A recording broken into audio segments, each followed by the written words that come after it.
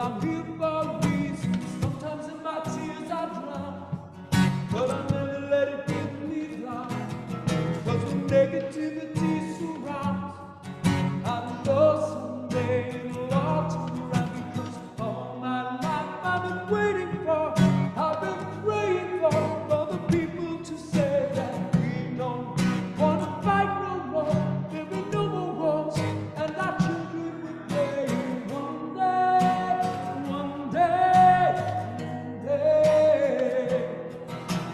day, one day, one day, one day. Narrow clouds, win or lose, we all lose when they feed on the souls of the innocent. Blood-drenched pavement, keep on moving on, the water's still raging.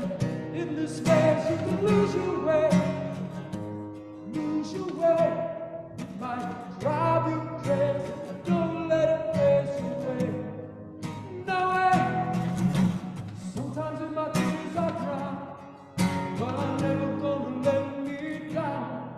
Cause when negativity surrounds, I know someday it'll all turn around. Because all my life I've been waiting for, I've been praying for the people to say that we don't wanna fight no more.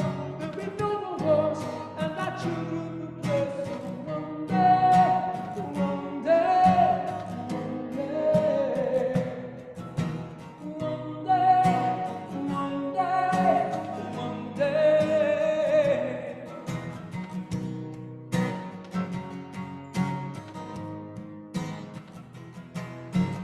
All this will change, treat people the same.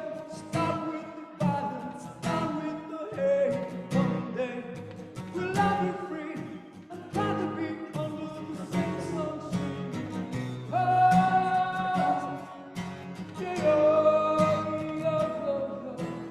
all my life I've been waiting for, praying for the people to say that we don't want to fight no more. There'll be no more wars, and our children will play. So one day, one day, one day, one day, one day, one day.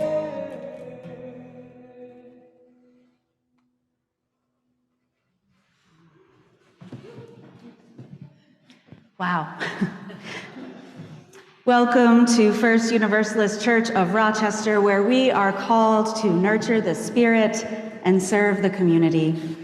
I'm Reverend Margaret Weis. My pronouns are she, her, and leading worship with me today is Elizabeth Osta, pronouns she, her, as our worship associate, Dr. Brock Chesvold, pronouns he, him, and John Akers, he, him, for our music. We'll also hear from our lovely choir, Reverend Michelle Yates for our story, Michael Scott providing tech support, and Ezekiel McGee for our online ministry team. If you're here for the first time this morning, we especially welcome you. Thank you for making it to our worshiping community. For those of you who are online, we do have a visitors form that can be found in the chat.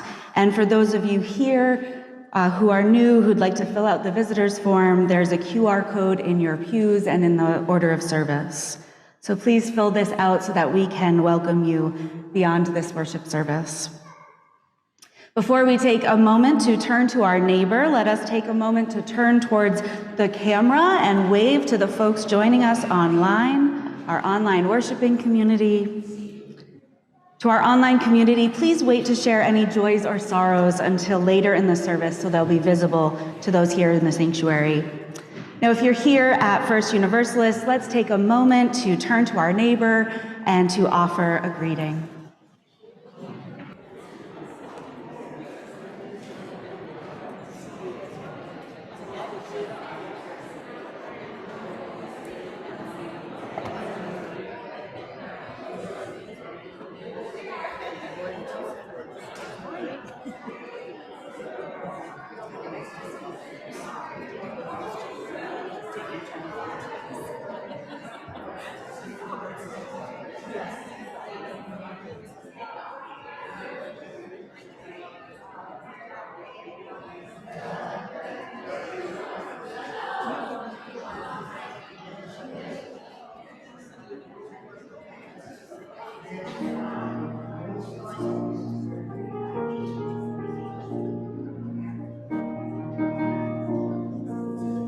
Will you rise in body or in spirit and join in singing our opening hymn, number 188, Come, Come, Whoever You Are.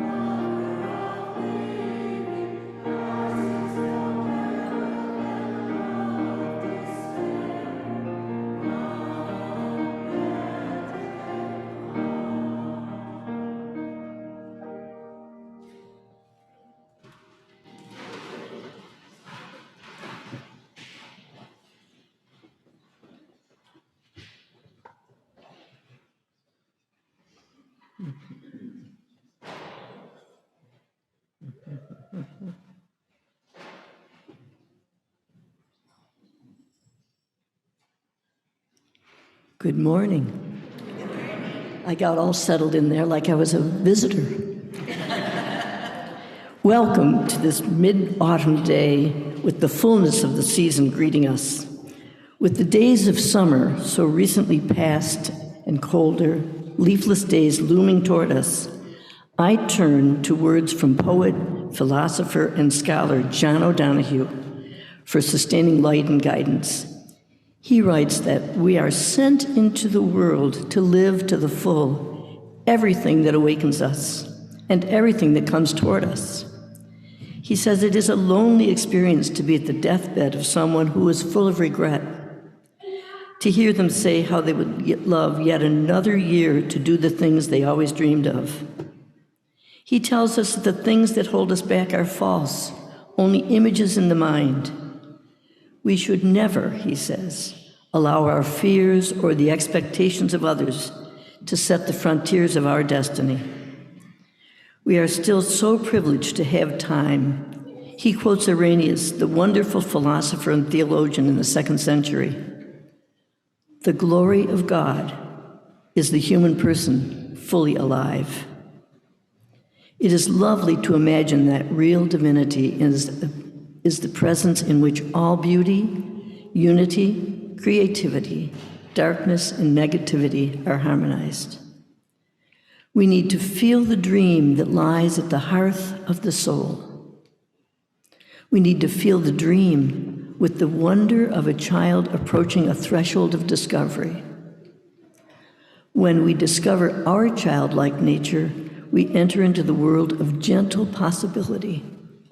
Consequently, we will find ourselves more frequently at that place, at the place of ease and delight. Come, let us worship together in this place of wonder and delight. Would Susan Keefe, who lights our chalice, and as you light your chalice at home, join us in saying our words in unison.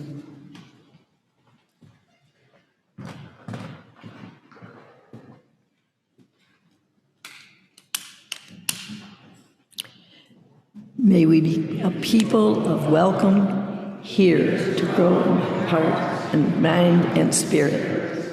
And may we reach out to serve our community. Please rise in body or in spirit and join me in our affirmation of faith, followed by our doxology. Love is the doctrine of this church. The quest for truth is its sacrament, and service is its prayer. To dwell together in peace, to seek knowledge in freedom, to serve humanity in fellowship, to the end that all souls shall grow in harmony with the source and meaning of life. Thus do we covenant with each other and with all.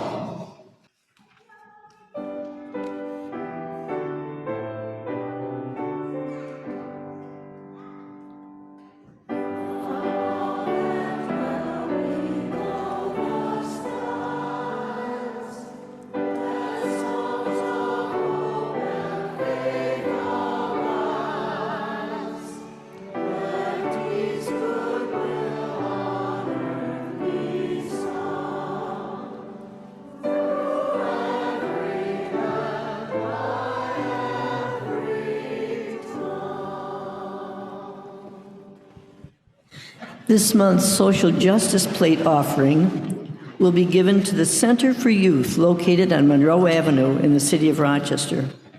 This 50-year-old organization offers shelter, housing, and crisis for services to youth from all backgrounds. The Safe Harbor team provides case coordination and advocacy for commercially sexually exploited youth.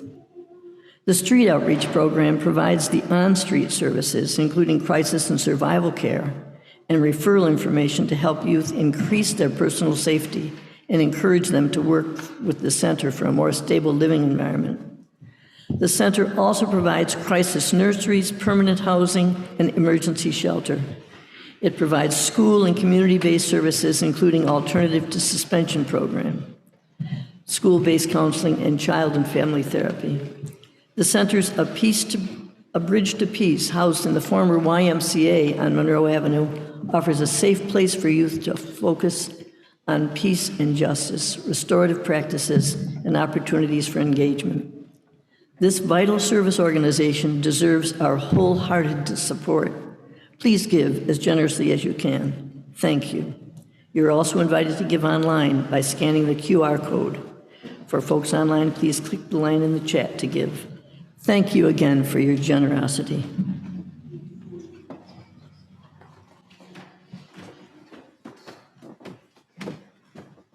Just really quickly, before we jump into our choir piece for today, you may notice it's called A Vision Unfolding. And because of this piece, you'll hear we're singing about striving towards a vision that we collectively feel really strongly about. I wanted to share some really good news from the music committee.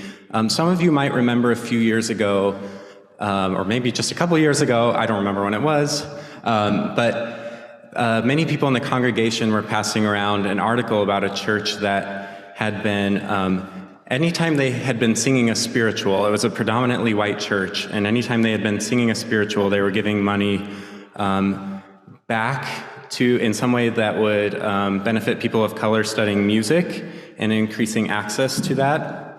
And many people were sending that to the music committee and asking us, if we could, how we could envision something like this. And we spent a long time talking about that and discussing that. And we didn't necessarily feel like we wanted to send, a $3 check every time we sang a spiritual somewhere or something. It didn't really feel like that was helping in a structural way. And so after doing a lot of work and research, we've talked to Rock Music about giving a regular donation from the music committee every year to help access to music education in the city of Rochester. Some of the things that this yearly continuing annual donation will go to includes instrument repairs for the students who are studying instruments. It goes to paid training for faculty to have training about teaching neurodivergent students and trauma-informed teaching with students in the city. It also will go to transportation for students so that they can get to their music lessons for those that have no way to get there. So our baseline for this, that with the great help of Ann Rohde, has been $500 a year from the music committee. And then on top of that, we will have events to raise even more money than that so that we can keep giving more than that as well. So we thought this was a great Sunday to share this news with you based on the words in this really awesome piece that you're going to hear called A Vision Unfolding.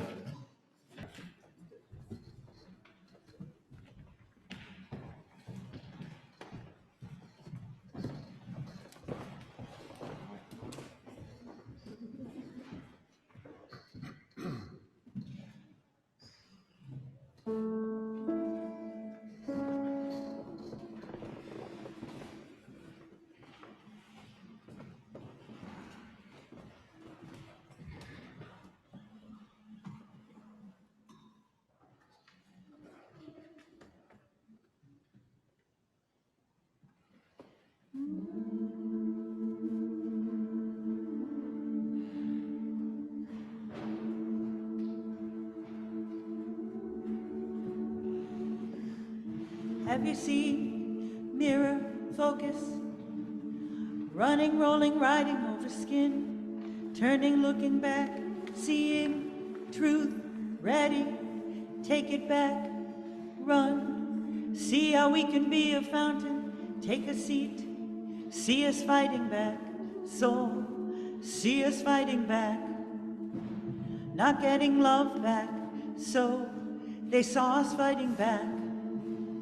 To reach a love that means we're never going back. Have you seen? Mirror, focus, running, rolling, riding over skin, turning, looking back, seeing truth, ready, take it back, run. See how we can be a fountain, take a seat. See us fighting back, soul, see us fighting back. Not getting love back, so they saw us fighting back. To reach a love that means we're never going back. How many dreamt this dream? How many dreamt this dream? How many dreamt this dream? How many dreamt this dream? Are we brave, freely, brave, free, dignity, destiny, synchrony, brave in liberty, brave in liberty, brave in dignity, destiny, synchrony, brave in liberty, brave in liberty, brave in dignity, destiny, synchrony, brave in liberty, brave in liberty, brave in dignity, destiny, synchrony, brave in liberty, brave in liberty, brave and ready. Take it back, run, sing, how I see you ready. Take it back, run, sing, how I see you bring the light. We are light to bring in the light. We are light to bring in the light. We are light to bring in the light. We are light to bring in the light. We are light to bring in the light. We are light to bring in the light. We are light to bring in the light. We are light to bring in the light.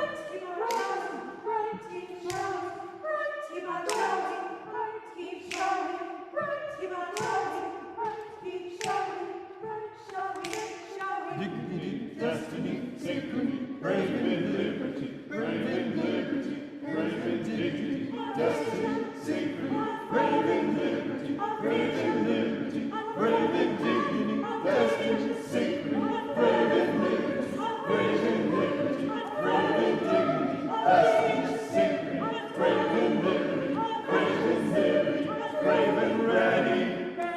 Take it back.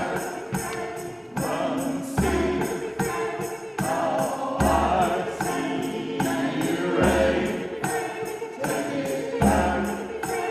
Run, sing, how I see you bring the light. We brought light to bring in the light. We brought light to bring in the light. We brought light to bring in the light. We brought light to bring in the light. We brought light to bring in the light. We brought light to bring in the light. We brought light to bring in the light. We brought light to bring in the light.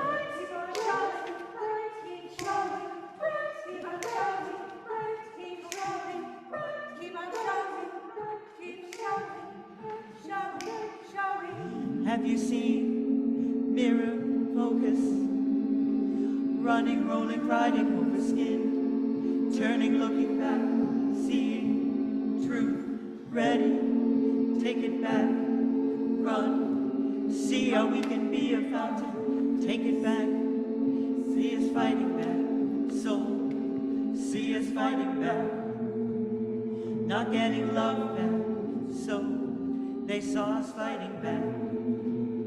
To reach a love that means we're never going back. A vision unfolding, a dream to reach empathy. A vision unfolding, a dream, grace within our reach. A vision unfolding, a dream to reach empathy. A vision unfolding, a dream, grace within our reach. A vision unfolding, a dream, woven harmony. A vision unfolding a dream, focused energy.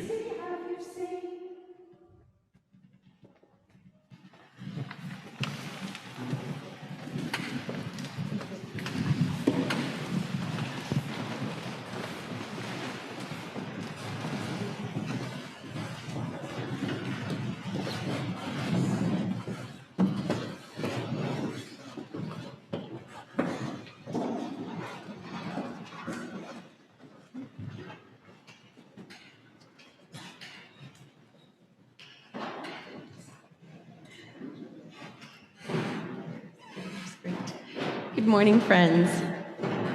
Just checking. Yes, we're on. Wonderful. Our story today is We Are Allies by Tamani Emerald.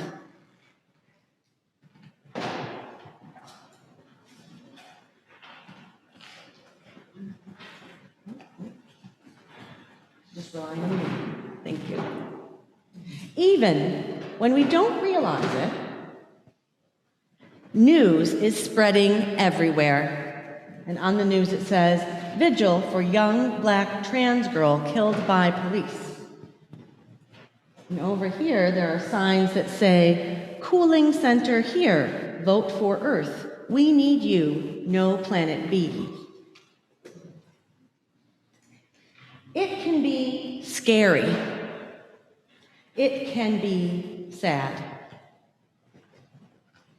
It can be wrong. Injustice anywhere is a threat to justice everywhere, from MLK. Where is the love? But I have great news for you. Are you listening? Every person, no matter how small, can do something to change the world for us all. You can change the world by sharing. There's a donation site. Saving. The sign says, "Donate here. We need you." By joining. The group is joined together, and one of them has a sign that says, "Love is love." And one has a sign that says, "Equality." You can help by creating. And here, the child is writing a sign, looks like a protest sign, which says, "Change the world." She can read upside down. Being an ally means standing up if you see someone being treated unfairly. And this school has a sign that says, "Bullying has no home here." Being an ally means saying sorry if something you did or didn't do hurt someone's feelings, even if you didn't mean for it to be hurtful. That's a hard one, for someone to say, "That hurt my feelings." You're like, "Well, I didn't mean it that way," but it hurt their feelings. And I'm going to be talking with the kids upstairs today about the lovely song that we get as a gift from Daniel Tiger that says, "Saying I'm sorry is the first step. Then how can I help? What can I do to make it better for next time?" Being an ally means asking big questions and never being scared to talk about the tough stuff. The questions they're asking: how can I make the world a better place? Do I make my friends feel included? How do I feel when I see someone treated badly? What do justice and fairness mean in my life? How can I be kind to someone today? What do I see in the world that makes me sad? How can I support my community? What talents do I have that can help other people? By asking, we learn. And by learning, we can do better for ourselves and for future generations. Together, we are allies. And I love how this family is running in late and they're like, come on over. That it doesn't mean that you have to be there at the beginning or at a particular time. Whenever you stand up, whenever you say that you're going to start being an ally is the right time. It doesn't mean that you missed your chance once upon a time. But any day you say, today is the day, is a good day to be an ally. Thank you.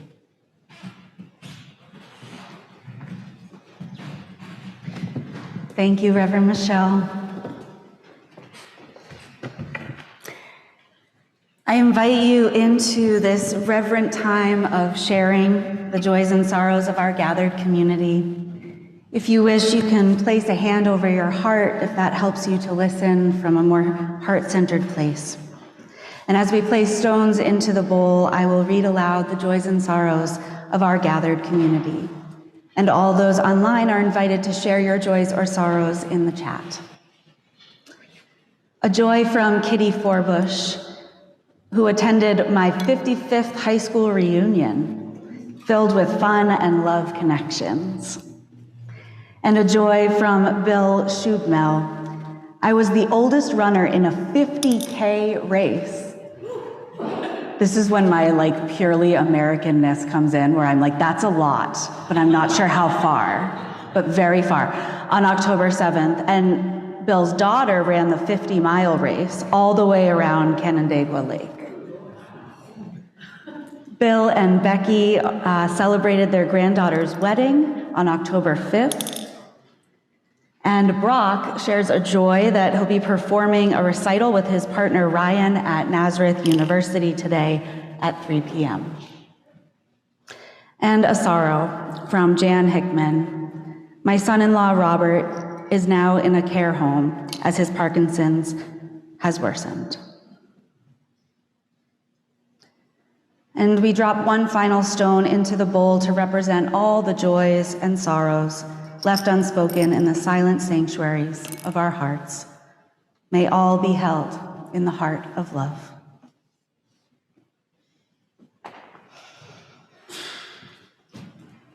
And to offer a prayer and a blessing for all of us. Spirit of life and love, we lift up our hearts today in solidarity with all those who are suffering.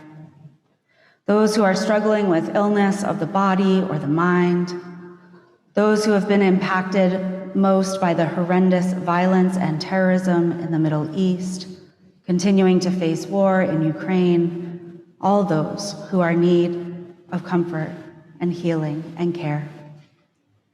We lift up our hearts in curiosity about a world that can be simultaneously beautiful and broken, holy and horrific, violent and brave and loving and vulnerable. How do we hold so much within our fragile hearts? As we share this time together this morning, let us be reminded of the shared love and humanity in this place. Let us connect more deeply with the lives and livelihoods of our fellow travelers, those we know and those we do not yet know. Let us seek today and every day more love, more joy, more compassion, more healing for ourselves and for every other being. So may it be. Blessed be. Amen.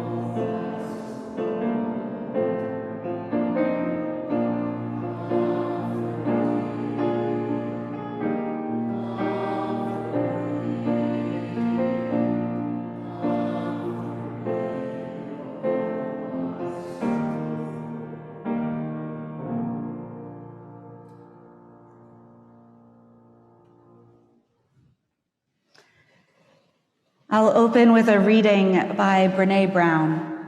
This comes from her book called Daring Greatly, from which some of the ideas are borrowed for today's sermon. She writes this: "The phrase daring greatly is from Theodore Roosevelt's speech, Citizen in the Republic.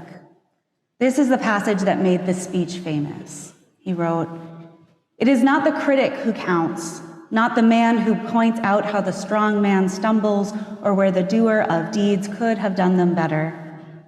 The credit belongs to the man who is actually in the arena, whose face is marred by dust and sweat and blood, who strives valiantly, who errs, who comes short again and again. The one who spends himself in a worthy cause, who at the best, in the end, knows the triumph of high achievement, and who at the worst, if he fails, at least fails while daring greatly.'"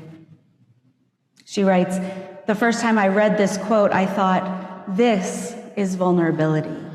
Everything I've learned from over a decade of research on vulnerability has taught me this exact lesson. Vulnerability is not about knowing victory or defeat. It's understanding the necessity of both. It's engaging. It's being all in." So I'm wondering, have you all seen those t-shirts or mugs or whatever other paraphernalia have this phrase on it? She believed she could, so she did. It's catchy. It's inspiring. It tells us that if we believe in ourselves, we can do anything. Personally, I prefer a different version of this phrase. In fact, my sister got me a t-shirt with this printed on it. She believed she could, but she deserved a break, so she said no. I almost wore it today. In our performative and endlessly productive world, it is an act of courage to say no, to choose rest, to choose not to do something. For generations, we've been taught that the indicators of success and validity in this world are how much stuff we get done, even to the detriment of our health and our relationships. Busyness is seen as a badge of honor, reserved for those of us who've mastered the art of producing whatever it is that we are producing. And in this continuous striving to achieve and produce, we often focus most on our talents, our gifts, the things we're naturally good at. From a very young age, we're encouraged to pursue these aspects of life where we already show promise. Often this makes us ignore other possibilities. And by focusing so intently on what we're good at, we're missing an opportunity to broaden our horizons. And we're potentially missing out on something great. And without placing ourselves in new, uncomfortable, challenging positions, we aren't fostering an environment where new possibilities can emerge. And this is part of what Brené Brown was getting at in our reading this morning. Her research focuses on the human dynamics of vulnerability, shame, and courage. Her challenge for us to dare greatly is rooted in her research. And her reference to Roosevelt's speech about the arena is a powerful illustration of individual strength and resilience that's rooted in vulnerability, engagement, being all in, which is in many ways a radical idea. Because most of us consider vulnerability as a sign of weakness. Our dominant culture insists that to be strong and capable, one must be solid in their knowledge, have the expertise, be unwavering in their confidence and opinion and ability, and it doesn't leave a whole lot of room for curiosity and wonder and vulnerability. And yet we're taught repeatedly that change is only possible outside our comfort zones. So we need to think outside the box and leave our comfort zone to do great things, but we must never appear weak or vulnerable. I feel like it's rigged. The system is rigged. Brené Brown defines vulnerability as the combination of uncertainty, risk, and emotional exposure. Uncertainty, risk, and emotional exposure. These are not simple tasks or endeavors. In recent years, we've grown more and more accustomed to uncertainty. There are times when we've wondered if anything we knew about anything is actually true. The sands have been shifting beneath us as we discern a way forward as a world community that is tired and scared and worn out. We did not choose the pandemic, it chose us. We did not choose the violence and terror of a divided world. We were born into it. Uncertainty is not always something we choose, but something we nevertheless experience. It's not a comfortable place for most of us to live, and yet we find ourselves there in uncertainty time and time again. Uncertainty in our work, our families, our relationships, our communities, our health, our stability. As it's been said, the only constant in life is change, and with change comes some degree of uncertainty. And this relationship between uncertainty and vulnerability has to do with the second component of Brown's definition, risk. It takes risk to move into the uncertain and unknown. It takes a risk to try something outside our comfort zone, to not be the expert in the room. It takes a risk to voice uncertainty in our knowledge or our understanding, and this is especially true at work or school or in a context where we are expected to be the boss or the leader. We're afraid of seeming incompetent or incapable in our role.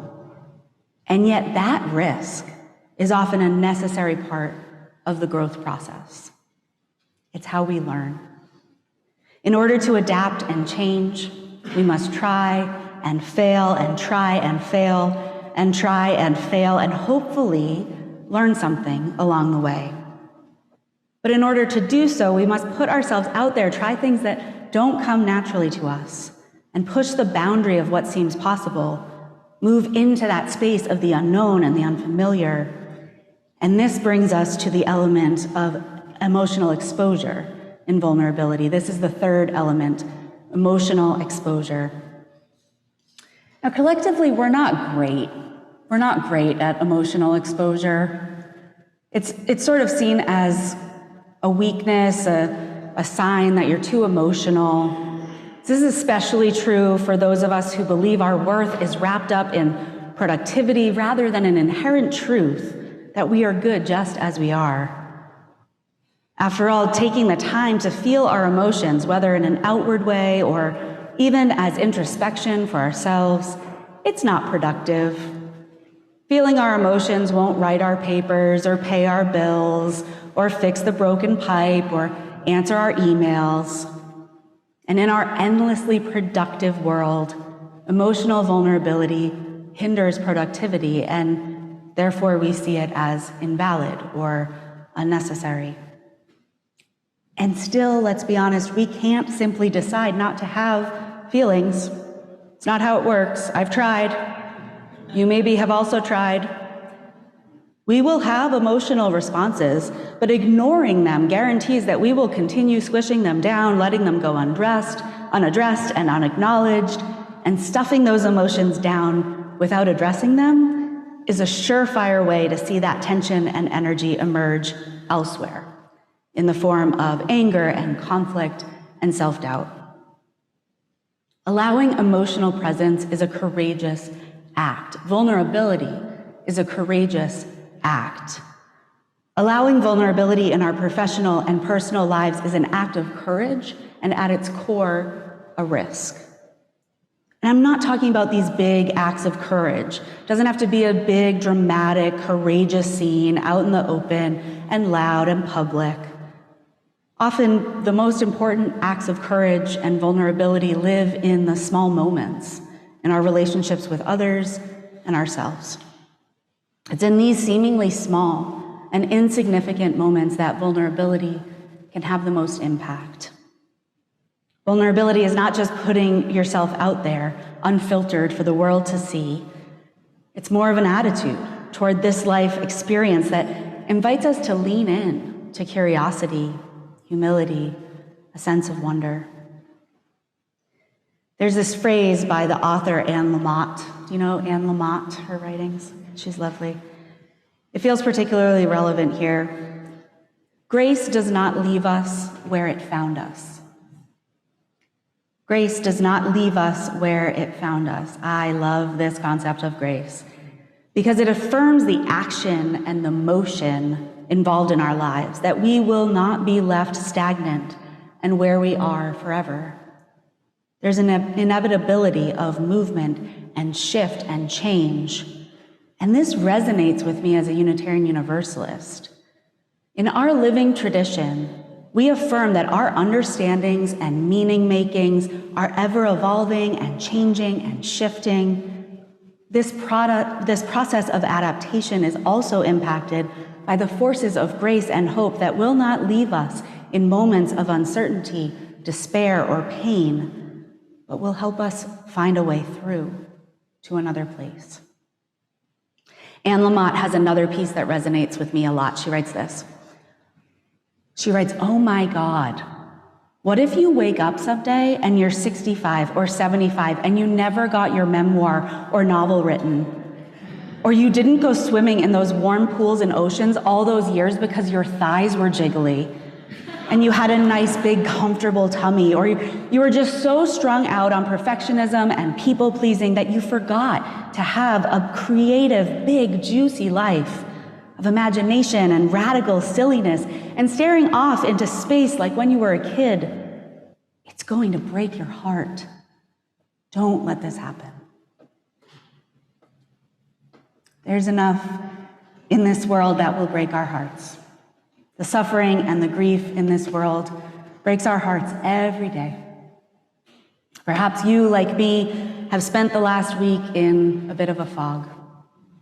Aside from reaching out to those in my life who are most directly impacted by the events in the Middle East, friends who are Jewish or Muslim or Israeli or Palestinian or some combination thereof. Aside from extending my love and my compassion to those who are searching for family and fleeing terror, what else can I do? When I see the suffering in Ukraine and Afghanistan and everywhere that's in the midst of war and natural disasters, it takes all my energy not to curl up into a ball and shut out the world. These are not the types of emotional exposure that feel good and nurturing and healing. These are the types of emotional exposure that cause helplessness and isolation and fear. And when I'm feeling overwhelmed and helpless, and as if nothing will fix the hurt, I return again to this idea of grace. Grace will not leave us where it found us. Indeed, our world is not the same place it was a week ago.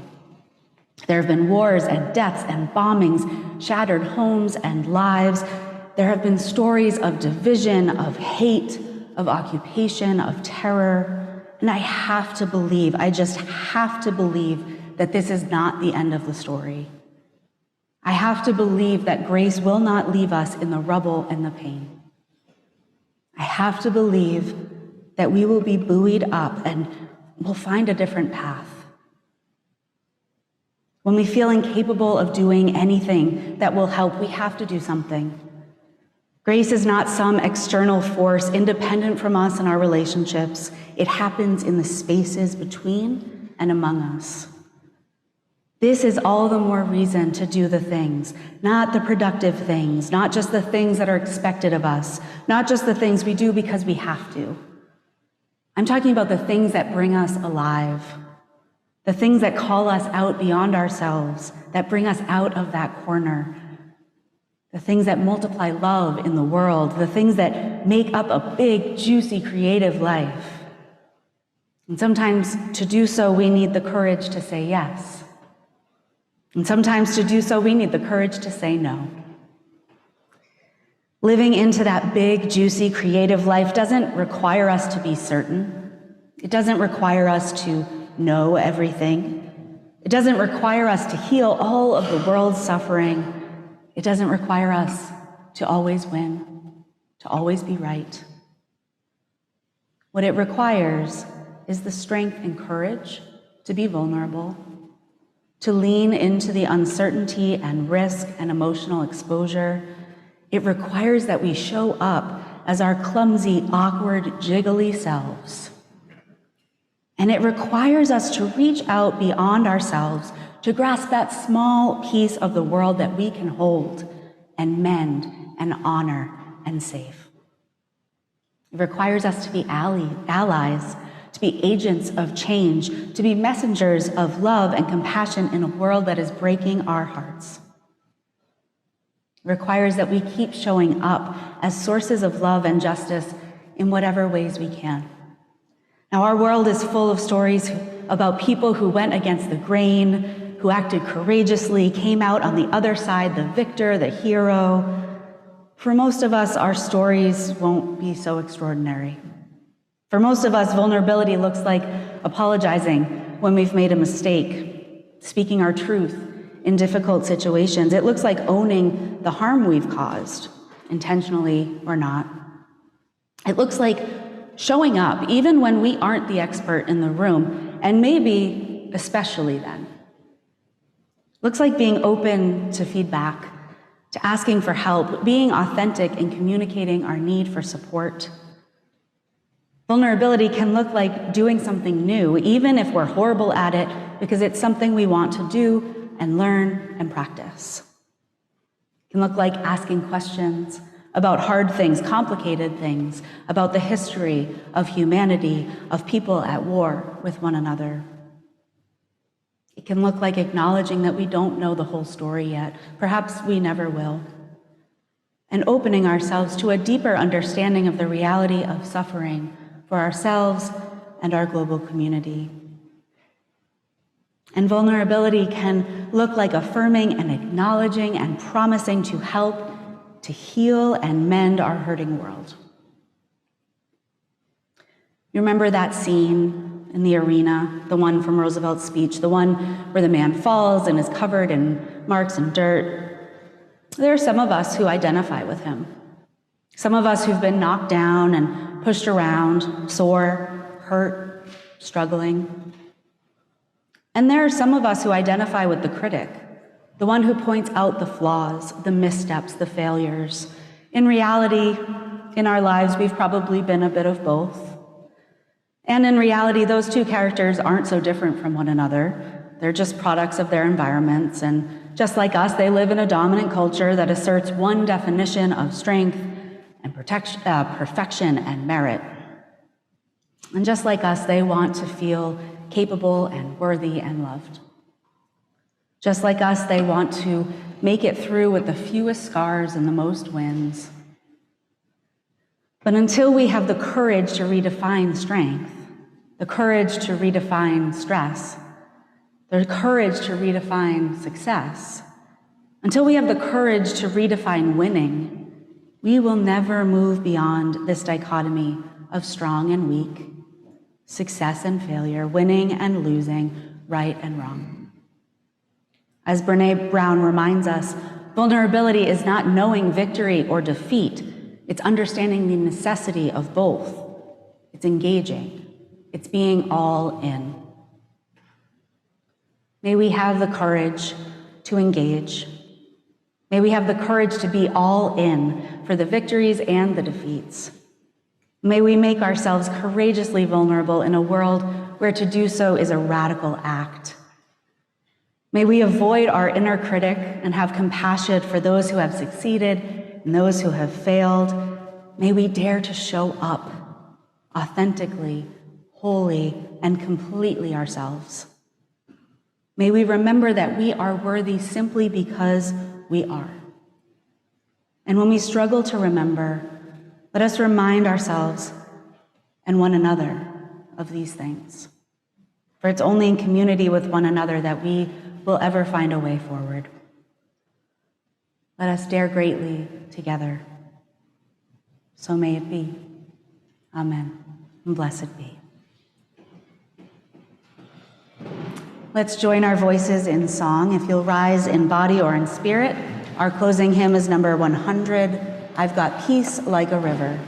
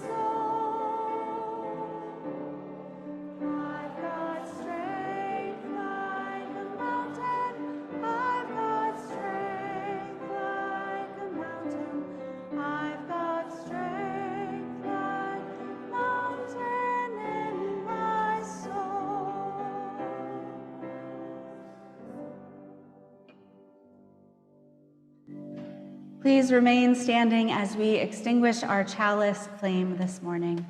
Let us read together the words printed on our screen. We extinguish this flame, but we keep its light in our hearts with its message of love and justice, taking it outside these walls to the world we live in until we are together again. As we close our service this morning, I invite you to again place your hand over your heart.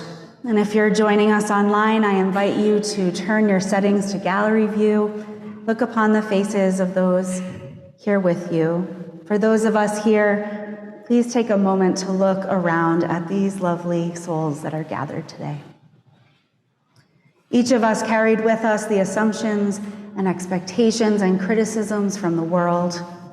Each of us entered into this space with the weight of the world's suffering on our shoulders. As we prepare to enter back into a world that asks so much of us, may we remember that we do not carry our burdens alone. May we remember that there are places and people in this world that make healing possible. And may we remember that even in a world full of suffering and struggle, there is also compassion, vulnerability, and grace. And may we remember that grace will not leave us where it found us. So may it be. Go in peace. Amen.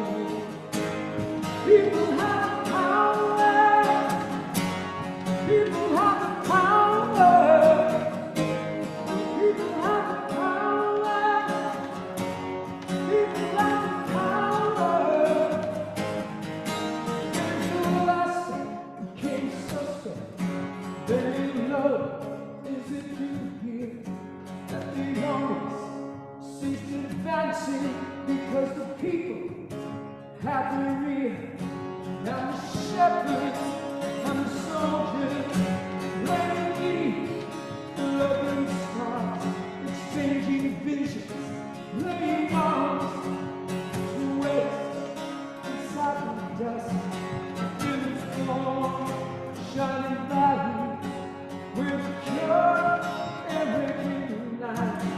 When my sense newly open, I awaken to the cry. The people have the power. People have the power. People have the power.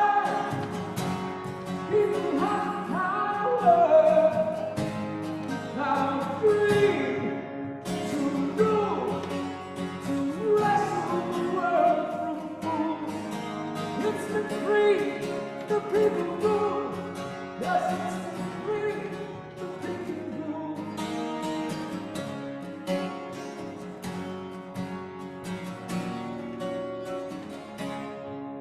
Where the deserts I saw fountains.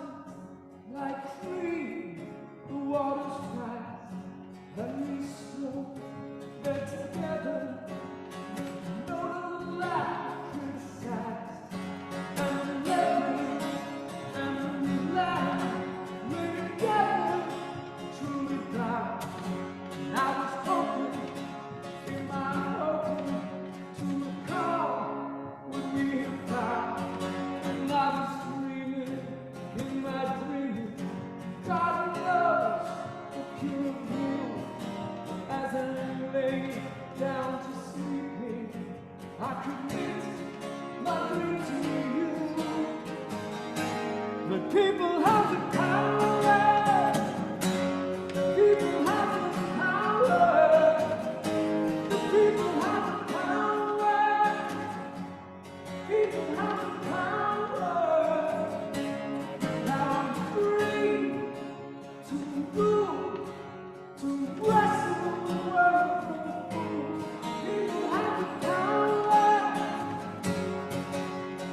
Power. I believe everything we dream can come to pass for one union. We turn the world around. We can make the revolution.